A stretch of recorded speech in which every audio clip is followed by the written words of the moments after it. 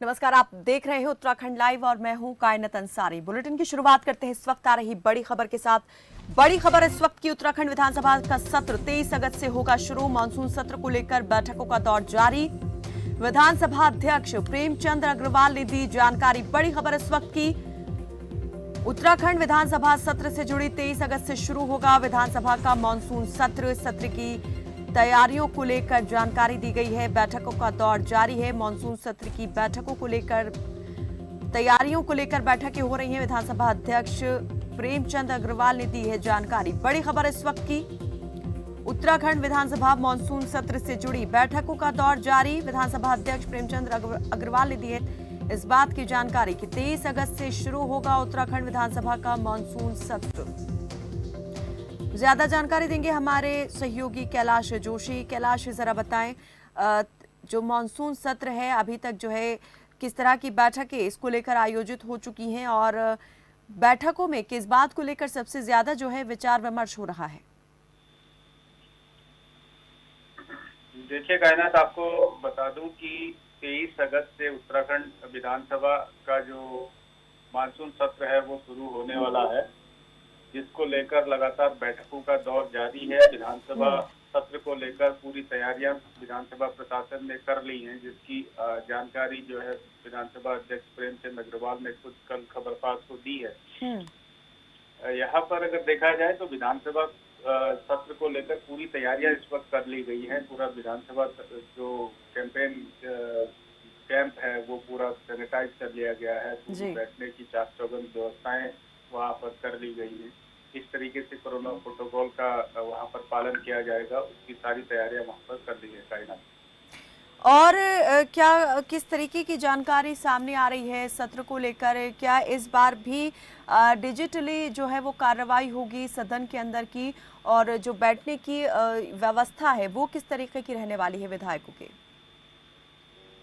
देखिए, अभी तक जो तैयारियां चल रही हैं वो पूरी तरीके से पूर्ण हो चुकी हैं। बैठने का की अगर बात करें तो बैठने के लिए इस बार सामान्यतः जो है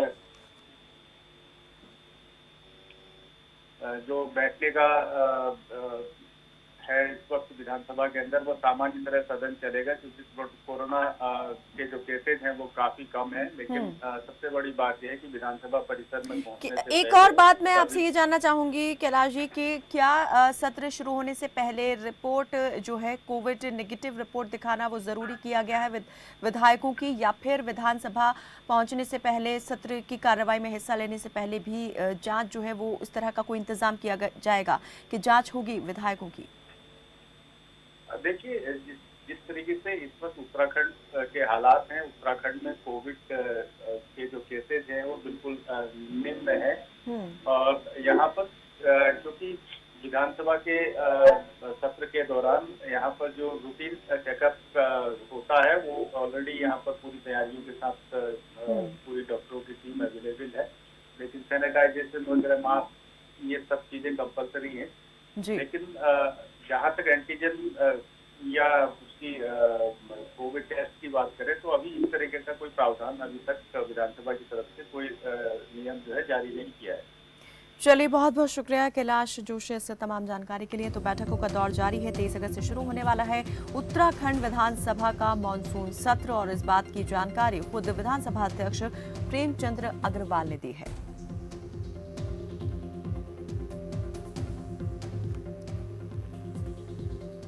तैयारियां पूरी हैं। 23 तारीख से देहरादून के अंदर विधानसभा सत्र शुरू हो रहा है और मैं उम्मीद कर रहा हूं सत्र अच्छा जाएगा। तैयारियों की दृष्टि से हम लोग लगातार बैठकें कर रहे हैं और आने वाले टाइम पे जो भी हमारी छोटी मोटी ऐसी कोई चीज़ें होंगी हम उनको दूर करके, क्योंकि सत्र प्रभावी होने की संभावना है और अच्छे ढंग से हम उसकी तैयारियाँ कर रहे हैं, पूरी करेंगे। जो बीच में हमारी बातचीत होंगी वो करते रहेंगे।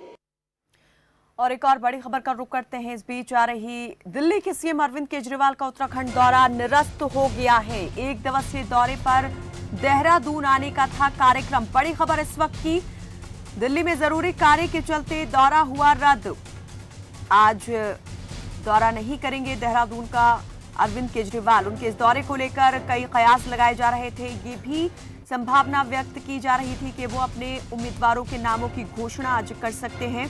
इसके अलावा कुछ और चुनावी वायदे भी वो प्रदेश की जनता से कर सकते हैं, लेकिन आज देहरादून का उनका दौरा रद्द हो गया है। बड़ी खबर इस वक्त की, सीएम केजरीवाल का उत्तराखंड दौरा हुआ रद्द। 1 दिवसीय दौरे पर आने वाले थे आज देहरादून, लेकिन किसी जरूरी कार्य के चलते दौरा रद्द करना पड़ा है। ये खबर सामने आ रही है अरविंद केजरीवाल के आज 1 दिवसीय देहरादून दौरे के निरस्त होने को लेकर। तो आज देहरादून नहीं जाएंगे अरविंद केजरीवाल। पिछले कुछ दिन से इस बात की चर्चा थी कि आज दिल्ली से देहरादून पहुंचेंगे अरविंद केजरीवाल। देहरादून में चुनावी जनसभा को संबोधित करने की बात भी सामने आ रही थी। पार्टी के उम्मीदवारों के नामों की घोषणा कर सकते हैं, ये बात भी सामने आ रही थी, लेकिन आज उनका ये कार्यक्रम जो है वो रद्द हो गया है।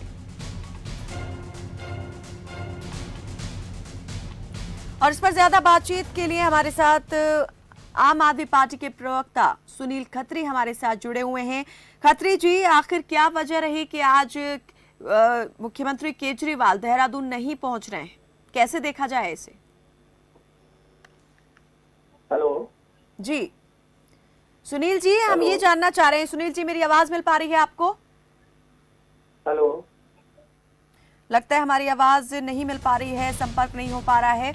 उनसे बातचीत करने का हम प्रयास जारी रखेंगे, लेकिन बड़ी खबर इस वक्त की, आज देहरादून का दौरा हुआ रद्द। आज नहीं पहुंचेंगे देहरादून अरविंद केजरीवाल। जरूरी कार्य के चलते दौरा करना पड़ा निरस्त। 1 दिवसीय देहरादून के दौरे पर आने वाले थे अरविंद केजरीवाल, लेकिन किन्हीं कारणों की वजह से आज नहीं पहुंचेंगे देहरादून।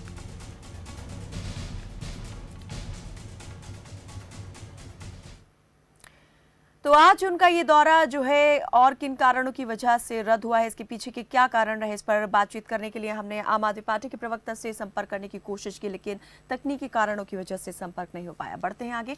रविवार को मुख्यमंत्री पुष्कर सिंह धामी ने मुख्यमंत्री कैंप कार्यालय में प्रकाश सुमन ध्यानी की भारतीय, यूनानी एवं चीनी दर्शन पर आधारित पुस्तक विश्व इतिहास दर्शन का विमोचन किया।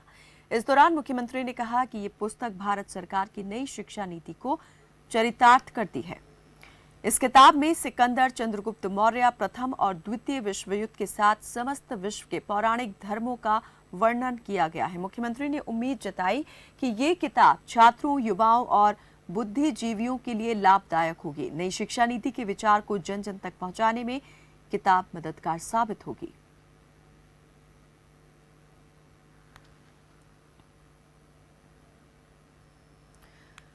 उत्तराखंड में आगामी विधानसभा चुनाव को लेकर सभी राजनीतिक पार्टियों ने कमर कस ली है, जिसके चलते कांग्रेस प्रदेश उपाध्यक्ष सूर्यकांत धस्माना ने कांग्रेस मुख्यालय में प्रेस वार्ता का आयोजन किया। इस दौरान उन्होंने कहा कि कांग्रेस का चुनावी घोषणा पत्र जनता के लिए जनता ही बनाएगी। साथ ही बताया कि चुनाव घोषणा पत्र समिति की ओर से विभिन्न जिलों के लिए प्रभारी नियुक्त किए गए हैं। सभी प्रभारी 30 अगस्त तक सभी 13 जिलों और 70 विधानसभा क्षेत्रों में पहुंचेंगे।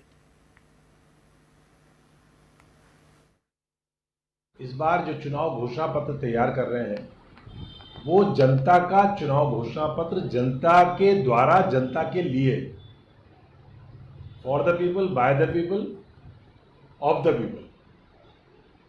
जनता से ही हम लोग सुझाव मांग रहे हैं और इसके लिए हमने एक व्यापक कार्यक्रम तय किया है। व्यापक कार्यक्रम में 30 अगस्त तक हमारे समिति के तमाम इम्पोर्टेंट लीडर्स राज्य के प्रत्येक जनपद में जाएंगे और जनपदों में जाकर के विधानसभा तक जाकर के अपने पार्टी के नेताओं से तो राय मशवरा करेंगे ही करेंगे। उत्तराखंड फिल्म, टेलीविजन एवं रेडियो एसोसिएशन की नवनिर्वाचित कार्यकारिणी के शपथ ग्रहण समारोह का आयोजन किया गया, जिसमें विधानसभा अध्यक्ष प्रेमचंद अग्रवाल ने बतौर मुख्य अतिथि के तौर पर शिरकत की। कार्यकारिणी के सदस्यों को पद एवं गोपनीयता की शपथ दिलाई। इस मौके पर विधानसभा अध्यक्ष ने अपने अध्यक्ष विवेकाधीन कोष से उफ्तारा को 2 लाख रुपए देने की घोषणा भी की है। साथ ही उन्होंने कहा कि इस प्रकार के सम्मान कार्यक्रमों के माध्यम से हमें युवा पीढ़ी को अपनी संस्कृति की जानकारी के लिए प्रेरित करना होगा और लोक कलाकारों का सम्मान करना उनके लिए भी गर्व का विषय है।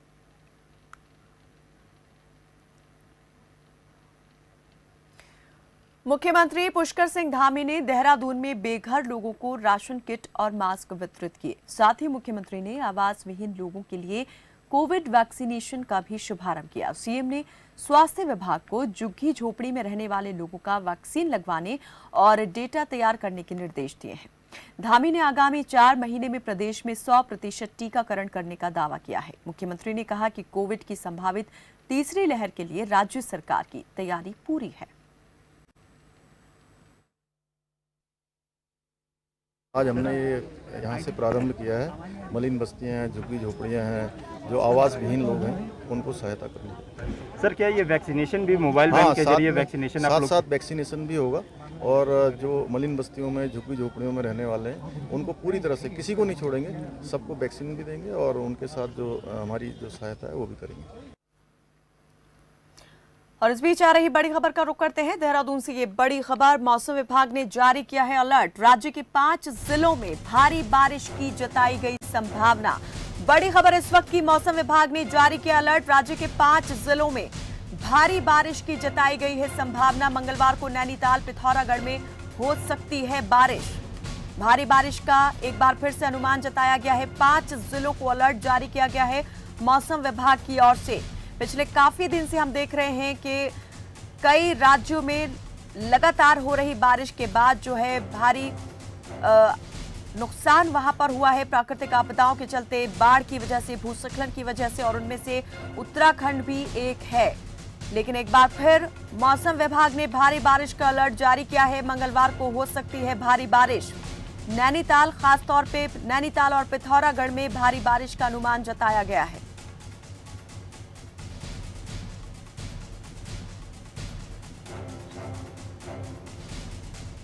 और इस पर ज्यादा जानकारी के लिए हमारे साथ विक्रम सिंह जुड़े हुए हैं, निदेशक हैं मौसम विभाग में। बहुत बहुत स्वागत है आपका विक्रम जी। हम आपसे ये जानना चाहेंगे जी, जो भारी बारिश का अनुमान जताया गया है, किस तरीके से देखा जाए इस बार जो है, कहां पर अलर्ट जारी किया गया है, किस तरह का अलर्ट है? देखिए, 9 और 10 तारीख ये जो 2 दिन है, तो इसमें जो बारिश की एक्टिविटी वो ठीक रहेगी प्रदेश में। हल्की मध्यम बारिश ज्यादातर जगहों में रहेगी। जहाँ तक भारी बारिश की संभावना है तो उसमें भी इक्का दुक्का जगहों में है, जिसमें कि अगर जनपद की बात करें तो पिथौरागढ़ है, बागेश्वर है, नैनीताल, चंपावत, ये कुमाऊं रीजन के हैं जी। और इसी तरह गढ़वाल रीजन में देखें तो देहरादून है, पौड़ी है, टेहरी है। तो इनमें भी संभावना है कि इक्का दुक्का जगहों में एविडेंस मिलेंगी।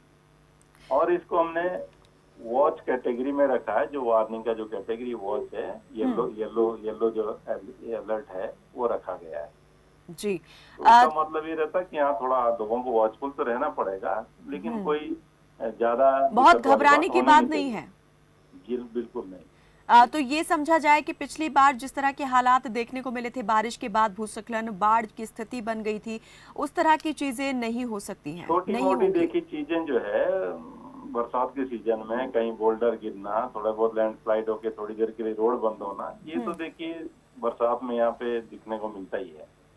लेकिन कोई ऐसे क्षेत्र लैंडस्लाइड हो, ऐसा कुछ दिखता नहीं है, ऐसा कुछ होना नहीं चाहिए। लेकिन विक्रम जी, क्या इस तरह से भी नजर रखी जा रही है जो बहुत अति संवेदनशील क्षेत्र हैं उनमें ज्यादा सतर्क रहने को कहा गया है और पहले से इंतजाम करने के लिए चेतावनी भी जारी की गई है? नहीं, देखिए वो तो है कि आप पहाड़ में जा रहे हैं अगर, तो आपको थोड़ा सतर्क होकर तो मूव करना ही है। और जो प्रशासन है अगर वो बताता है कि भाई हाँ इस क्षेत्र में आप रुकिए या नहीं जाइए, तो उसमें ध्यान देने की जरूरत है।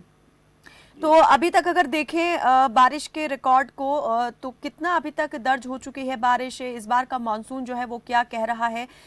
पिछले कितने सालों का रिकॉर्ड इस बार टूटा है? से लेके अभी आज की तारीख तक, 9 तारीख तक की बात करें तो अभी तक जो मानसून है उत्तराखंड में वो नॉर्मल है, ओवरऑल एक्टिविटी नॉर्मल है। लेकिन अगर मंथ की आप बात करें, अभी अगस्त की है, तो अगस्त में हमको अभी तक रेनफॉल एक्टिविटी वो कम मिली है। आज वो अभी हालांकि कम दर्ज मॉनसून की गई है। एक्टिव रहा है, जो जी। पिछले 24 घंटे की जो एक्टिविटी थी ठीक रही है, हम्म। और आज और कल भी थोड़ी एक्टिविटी ठीक ही रहेगी, लेकिन उसके बाद कमी आएगी बारिश में। तो मौसम तो अभी की तक जी ओवरऑल जो है, अगर आप अगस्त की बात करें तो -29% है हमारा, तो हमारा अभी जो है डेफिशिएंट में है, उस तरह से देखेंगे तो। जी। तो इस बार वर्षा का जो मीटर है वो क्या कहता है, कम रहने वाली है या बहुत ज्यादा होने वाली है, क्या कहता है मौसम नहीं, वो मीटर? तो देखिए दिया गया अनुमान जो है कि जो बारिश है वो सामान्य रहेगी, जी और अभी जो मिड सीजन में भी दिया गया उसमें भी सामान्य ही बोला गया है। तो जी। सामान्य वर्षा जो है, जो ओवरऑल पूरे सीजन की रहेगी, हम्म। 1 जून से लेकर 30 सितंबर तक, उसमें यही कहा गया है कि सामान्य वर्षा मिलेगी। तो 30 सितंबर तक ये मानकर चलना चाहिए कि मानसून जो है वो दस्तक देता रहेगा और अपनी उपस्थिति दर्ज कराता रहेगा। बहुत बहुत शुक्रिया विक्रम सिंह जी हमारे साथ इस बातचीत में जुड़ने के लिए। तो खबरों का सिलसिला लगातार जारी, लेकिन वक्त एक छोटे से ब्रेक का, जल्द लौटते हैं।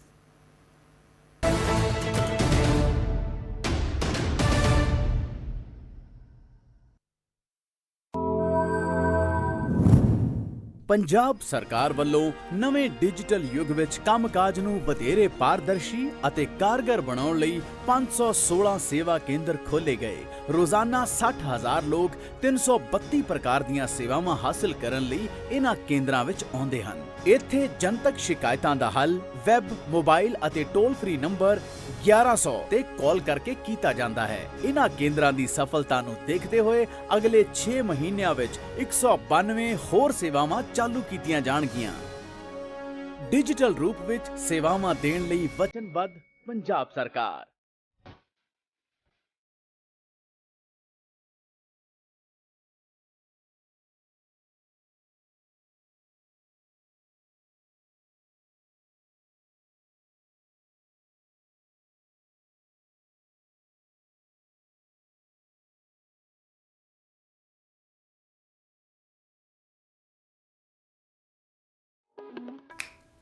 आप रोगों से परेशान हो या अंग्रेजी दवाओं से, विभिन्न प्रकार के टेस्टों से परेशान हैं या डॉक्टरों से, किसी भी प्रकार के रोगों के समाधान के लिए एक बार आइए नाड़ी वैद्य कायाकल्प और पाइए अपने सभी रोगों का आयुर्वेद में सही।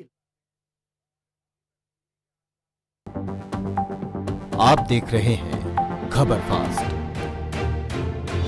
तेज खबर पैनी नजर।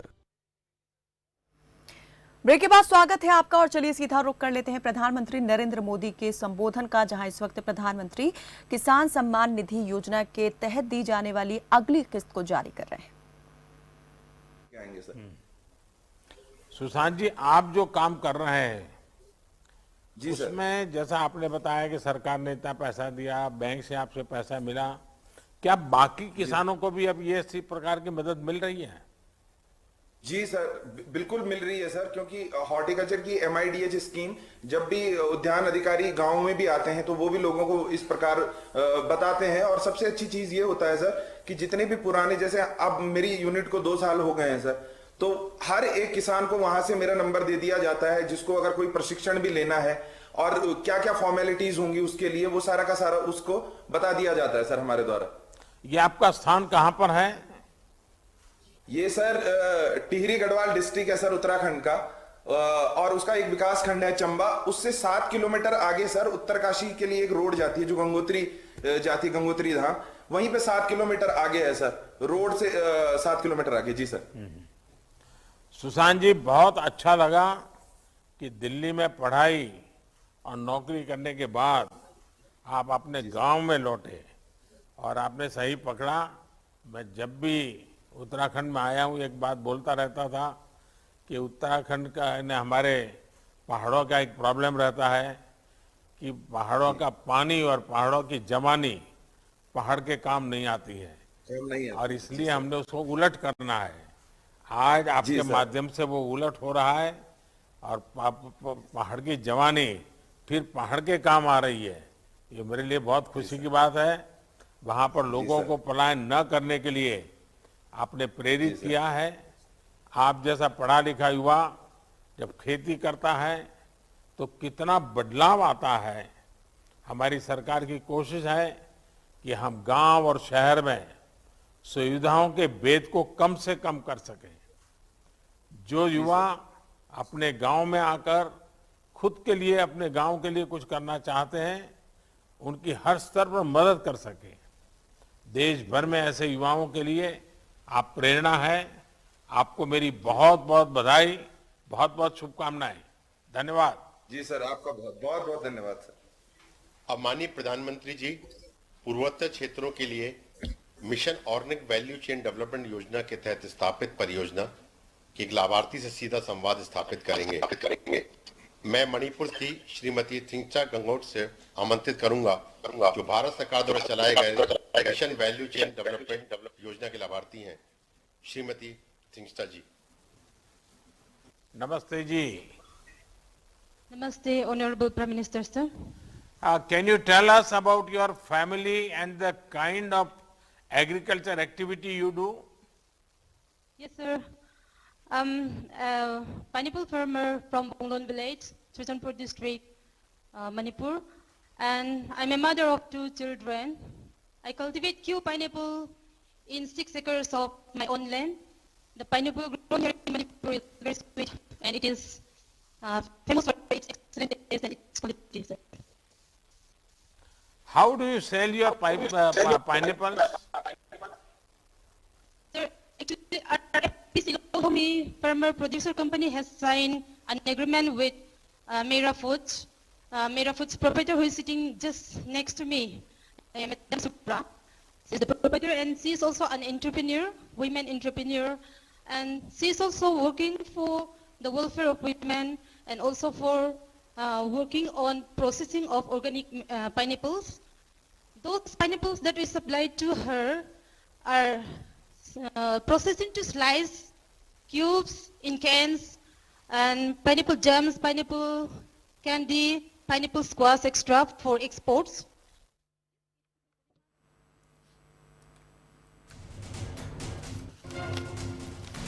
किसान सम्मान निधि की 9वीं किस्त आज प्रधानमंत्री नरेंद्र मोदी ने जारी की है। इसके अलावा लाभार्थी किसानों से खुद संवाद कर रहे हैं वीडियो कॉन्फ्रेंसिंग के जरिए प्रधानमंत्री मोदी। और इस बीच उन्होंने पढ़े लिखे किसान जो युवा हैं, युवा किसानों से भी बातचीत की और कहा कि आज जो है वो अपने प्रदेश को बढ़ाने के लिए जिस तरीके से काम कर रहे हैं वो बेहद उनके लिए गर्व की बात है। किसान सम्मान निधि और इसके अलावा किसानों के लिए जो अलग अलग योजनाएं केंद्र सरकार की ओर से शुरू की गई थी, किस तरीके से उनका फायदा किसानों को मिल रहा है, छोटे किसान कैसे उन योजनाओं के साथ आगे बढ़ रहे हैं, केंद्र की तरफ से जो आर्थिक सहायता उनको दी गई उन योजनाओं के लिए उनसे कैसे फलीभूत हो रहे हैं, उस पर भी बातचीत कर रहे हैं प्रधानमंत्री नरेंद्र मोदी। देहरादून में उत्तरांचल महिला एसोसिएशन द्वारा कार्यक्रम आयोजित किया गया जिसमें सीएम पुष्कर सिंह धामी ने शिरकत की। इस दौरान सीएम ने उमा तीज सुंदरी, उमा तीज मल्लिका विजेता महिलाओं को सम्मानित किया। सीएम धामी ने कहा कि कोविड टीकाकरण के लिए प्रदेश में जन जागरूकता अभियान लगातार चलाए जा रहे हैं।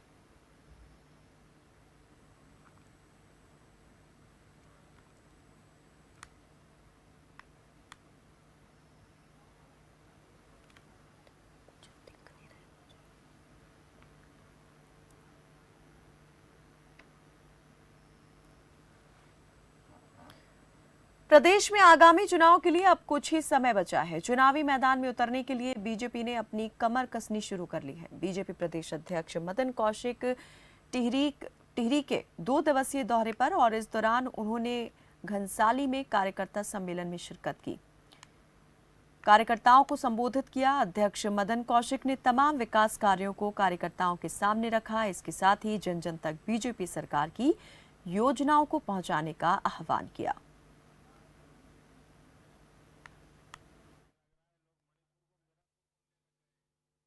दिसंबर तक का रोड मैप बना है। रोड मैप के आधार पर हम जिला, मंडल, विधानसभा, हमारा शक्ति केंद्र, हमारा बूथ, हमारा पन्ना, हमारे पन्ने के बैठक को लेकर प्रधानमंत्री की जनसभा तक का कार्यक्रम है। उसी परिप्रेक्ष्य में हमारा एक कार्यक्रम है हमने अभी 254 हमारे मंडल है, 254 मंडलों का 52 मंडलों का कार्यक्रम पूरा किया है। अब इसके बाद 70 कार्यक्रम शुरू हो गए हैं। ये कार्यक्रम कंटिन्यूएशन में चलेंगे। इस बीच में हमारा बूथ का वेरिफिकेशन और ये सारे काम चलेंगे। यानी चुनाव को लेकर जो हमने रोड मैप तैयार किया था उस पर भारतीय जनता पार्टी आगे बढ़ रही है।